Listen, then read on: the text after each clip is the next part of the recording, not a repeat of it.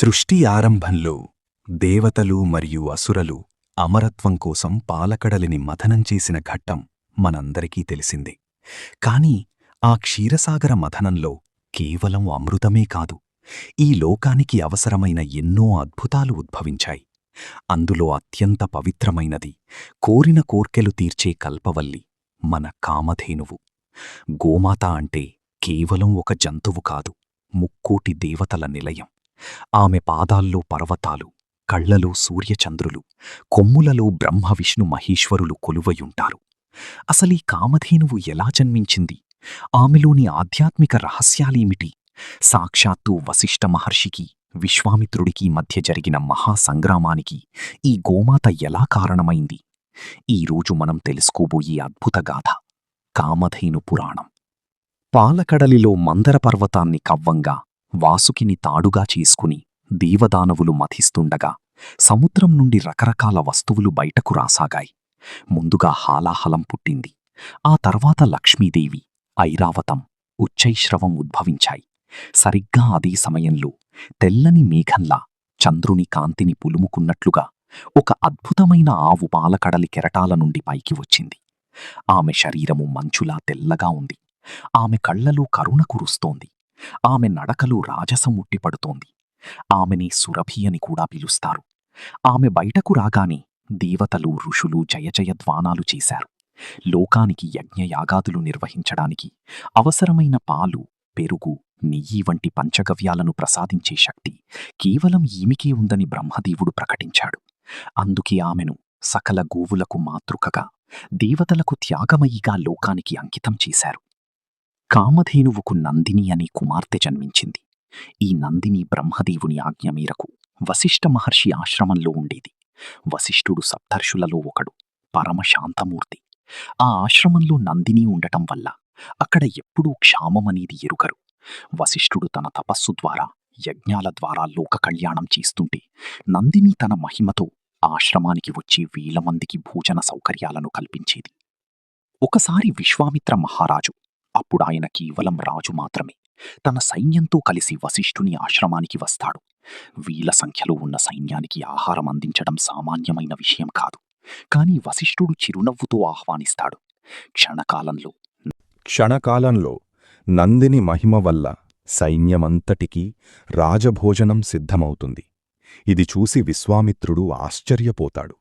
ఒక సామాన్య ఆవు ఇంతటి అద్భుతాన్ని ఎలా చేయగలదు అని ఆలోచించి ఆ ఆవును తన రాజభవనానికి తీసుకెళ్లాలని కోరుకుంటాడు.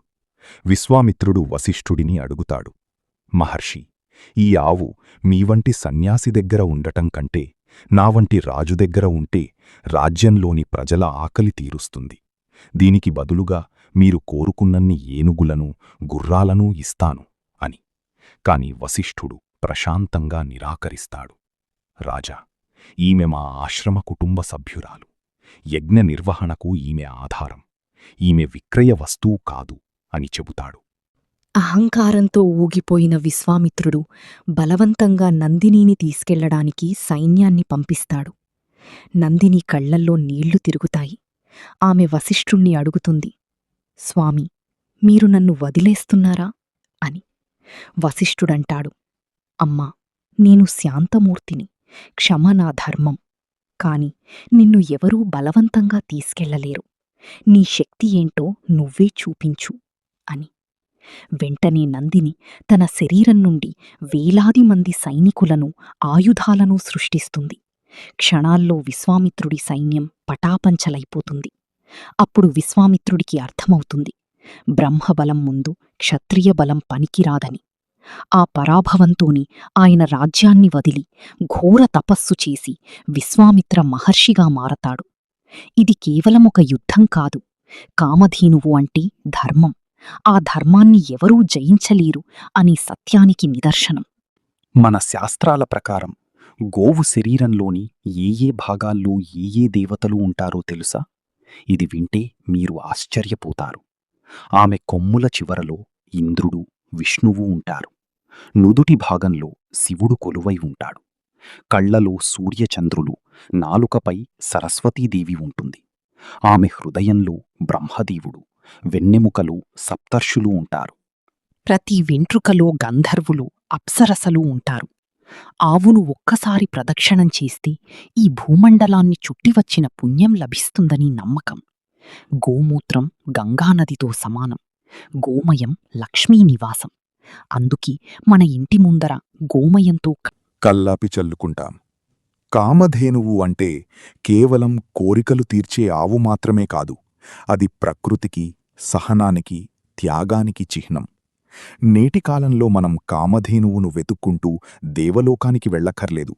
మన చుట్టూ ఉన్న ఆవులను రక్షించుకుంటే, గోవును పూజిస్తే ఆ కామధేనువు కరుణ మనపై ఎప్పుడూ ఉంటుంది. గోరక్షణే దేశరక్షణ, గోసేవయే పరమాత్మసేవ.